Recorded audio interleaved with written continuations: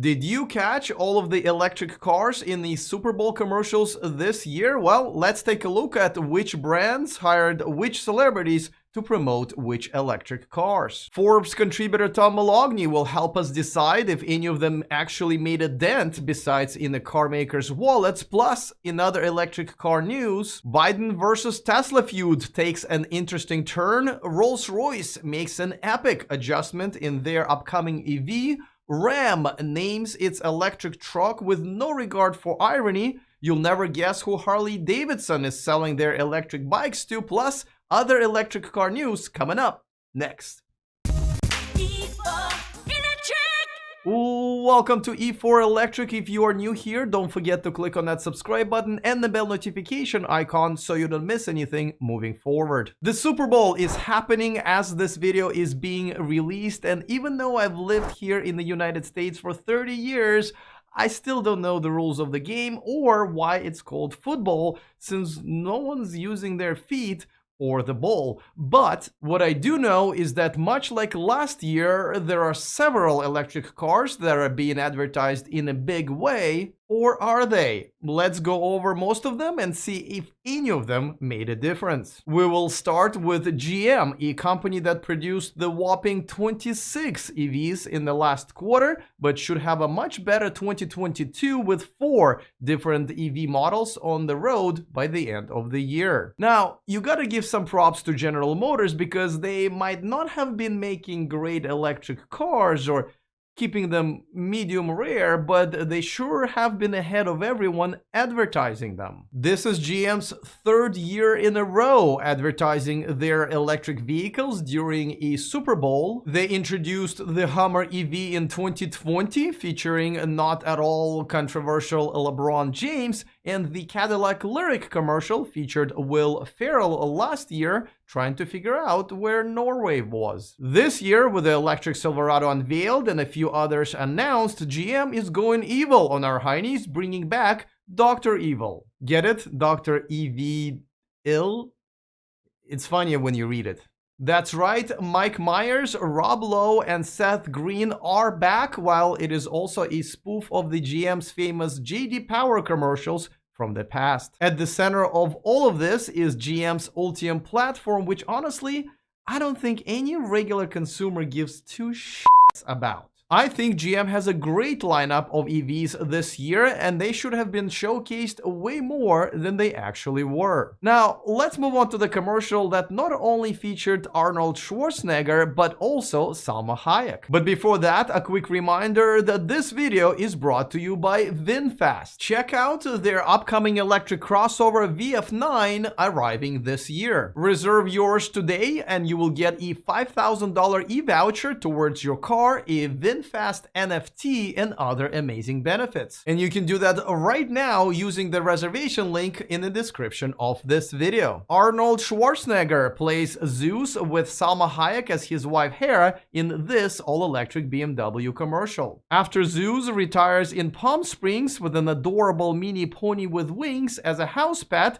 he realizes that he is losing his mojo until Hera buys him the BMW iX, and they both drive away singing the Electric Avenue. However, if you listen carefully, BMW could not resist but to fall back into its old habits by adding the gas engine-like noise to the sound of the car, the electric car. The BMW iX. Well, now if I can only hear the sound of a blinker in a BMW commercial, I will know that I have heard everything. But this was not the first electric BMW Super Bowl commercial, believe it or not. Back in 2015, they ran this clever and funny ad with Katie Couric and Brian Gumbel featuring the i3. Kia, not to be outdone, also featured a cute, this time electric pet to reflect Kia's partnership with the Pet Finder Foundation. In the commercial, the Robo-Dog, a puppy of a good breed,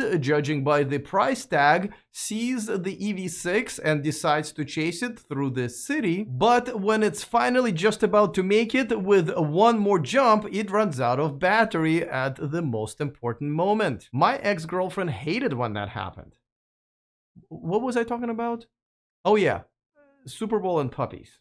The commercial ends with the car charging the dog with its vehicle-to-load feature and the dog getting adopted by the handsome EV6 owner, while Total Eclipse of the Heart song is playing throughout the whole thing, which honestly what kept me watching. And I need you more. But listen, all of this is cute, but did this commercial actually make anybody want to buy an electric car? Wouldn't it be better if Kia would be showcasing the very same feature, charging something that people actually use, like a mini fridge at a campsite or even another electric car? And then there was the Nissan ad featuring Eugene Levy and a few other celebs, but he ends up driving the gas-powered Z past the electric Aria, which is ironic, and only at the end Brie Larson takes the keys and drives everybody away in the Aria. Mind you, not once it was mentioned that Aria is actually an electric vehicle. Then there was the Polestar ad, which in its teaser promised no supermodels, celebrities, or puppies. Why even make a commercial? And it was great to see the maker of charging stations Wallbox get in the game, featuring a guy who doesn't get along with electricity but ends up using the Wallbox charger to charge his EV. The last one I'll mention is Toyota with its ad featuring Tommy Lee Jones. As you know, Toyota's all-electric BZ4X is finally coming to the market in the next few months, and this commercial did not have it. Admit it, it was silly of you to get your hopes up, but it did feature a huge gas-powered truck. For more, we turn to the Forbes contributor, the host of State of Charge YouTube channel, and a mini pony with wings breeder, Tom Moloughney. All right, Tom, so it's that time of the year, and you know, these electric car commercials, they kind of have twice as much work they have to do as any other car commercial, because before they can sell the car, they have to sell the concept of an electric car, which I think nowadays is actually quite easy. But do these commercials actually do that job? Do they actually help people say, you know what, I want to buy an electric car this year? So yeah, you know, in a 30-second spot or a 60-second spot, you really can't talk too much about, you know, the attributes of a vehicle. So I don't know if it's really meant to sell that particular vehicle as much as it is the brand awareness, Alex. And for that point, yeah, it works. I think that they're doing the right thing by making these commercials.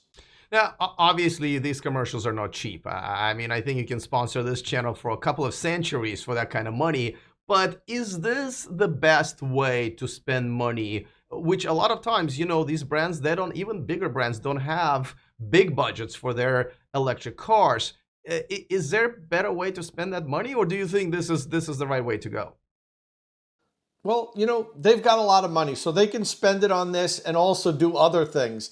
You know, you look at the research and studies show that these Super Bowl ads do work. As expensive as they do bring a return on investment. And, you know, if they weren't working, Alex, we wouldn't be getting all these new commercials year after year. So, yeah, I think it's money well spent. I think, you know, they've got 100 million people, you know, across all different demographics watching these commercials. So, you know, there's a lot of eyes on that. It's hard to get 100 million people to look at your product. So, you know, I'm bullish on Super Bowl commercials. I think it's the right decision for them to make. Now, if you were to, let's say you were hired by a brand to make a Super Bowl commercial, is there one thing that you would want to concentrate on and showcase in terms of what electric cars can do? Yeah, you know, probably, you know, I'm of the school that you market your weakness. You know, you try to overcome the weakness. And I think for electric cars, a lot of people are concerned about range and charging. So I think my Super Bowl commercial would be about, you know, a family having a great road trip, pulling off and plugging in for 20, 30 minutes, you know, grabbing a cup of coffee, coming out and continuing on. I think I would focus on overcoming this stigma that electric vehicles can't go long distances and can't recharge quickly. So that's how I would approach it if I were to make a electric car commercial. Now, Toyota has an electric vehicle coming out this year, and it's not bad. It is not bad. And, you know, and they have a few spots that they go into advertise. and yet they chose to advertise a gas truck. Does that still indicate that Toyota may not be on board 100% or even 50% with the electric cars? So you're fading out, Alex.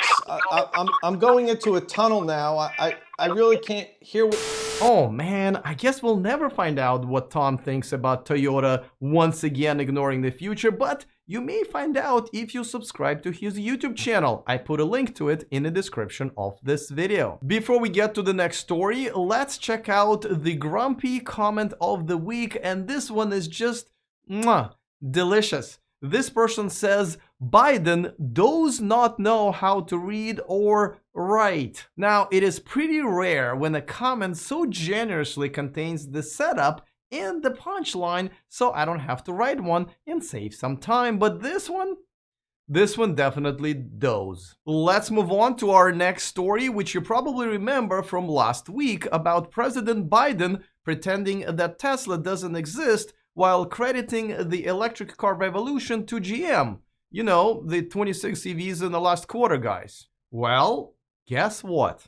From iconic companies like GM and Ford building out new electric vehicle production to Tesla, our nation's largest electric vehicle manufacturer, to innovative younger companies like Rivian. Someone has discovered Google. And not only he's learned that Tesla exists, he even mentioned Rivian. They grew up so fast. But in this little feud between the president and Elon Musk, both sides had good and bad moments. For example, Biden has been pushing for the faster EV adoption, including this month, where his administration has started the rollout of the $5 billion to the states for funding the EV charging infrastructure. On the other hand, don't forget that Elon Musk has opposed a lot of these EV-friendly efforts, including the EV infrastructure funding in the Build Back Better Act. I would say, honestly, I would just can this whole bill. Don't pass it. That's my recommendation. What about the support though for the charging network? I mean, there are parts of this bill and no. No, I mean, you know, do we need support for gas stations? We don't. Now, come on now, Elon. Anybody with half a charge knows that supporting an existing profitable infrastructure is not at all the same as building a new infrastructure. Opposing the funds for acceleration of the electric car adoption by the head of the largest EV company in the world is, well, in terms that Tesla fans can relate to, is ludicrous. But this week, Elon Musk did say something that I can get behind, as he actually took responsibility for one of many recent Tesla screw-ups. This is a big moment for this guy. In response to frustrated Tesla Model X reservation holders, who in some cases have been waiting for their cars for over a year with pretty much no communication from Tesla, Elon has admitted dropping the ball and even called the way Tesla has handled this idiotic. However, he completely ignored the bigger problem that has been frustrating Tesla owners across all models for years, which is a complete lack of communication from Tesla when things go wrong, which many times they do. But that wasn't the only issue that Tesla had to deal with this week. After a pretty big heat pump recall, NHTSA has forced Tesla into another one. This one had to do with the boombox feature, which I think is awesome. It uses the external speaker that normally is responsible for making a government-required warning sound at low speeds to accommodate 99% of our population who, as a daily hobby, walk into all kinds of traffic while on their phones. But Tesla made it so that you can blast music and talk through that speaker at will. Well, apparently the NHTSA says that while you're blasting your music through the speaker, it obscures the original hissing sound that lets people know that they're just about to get hit by a pile of batteries. So what the NHTSA essentially saying is, shh, be quiet. We're trying to make some noise here, okay? Now, that's pretty funny, but not as funny as our next story. You see, the Harley-Davidson apparently has made more money on selling electric bikes to kids than their electric motorcycles' LiveWire to adults. As a matter of fact, it looks like in almost 3 years of selling the LiveWire bikes, only about 2,000 units were actually sold. Granted, it still averages out to more than 26 a quarter, but still pretty disappointing. And the kids' bikes that outsold the LiveWire were actually from a brand Stasic that they have acquired a while back. So what does this story teach us? I think that it's never too early to be an organ donor. Rolls-Royce is finally due to make its first electric car, the Specta, by the end of the next year, but apparently they also thought that something in that car was a bit of a drag. Literally. The drag from the famous Spirit of Ecstasy 111-year-old hood sculpture is apparently too much for the all-electric Rolls-Royce. So they have redesigned it to be more aerodynamic. Well, I guess to make the car fly faster, they ironically had to clip the wings. Stellantis, the parent company of Ram Trucks, has confirmed that the first all-electric Ram truck coming in 2024 will be named the Ram Revolution, which is ironic because by then both Ford and GM, in addition to Rivian and probably Tesla, will have theirs for a while. Also, it looks like it may have an option of a gas-powered range extender, which certainly will be a bit of a step back. And by a little bit, I mean by like 10 years or so. So I think the more appropriate name for the truck would be the Ram, if we have to. And see, I highlighted the E because, well, you know.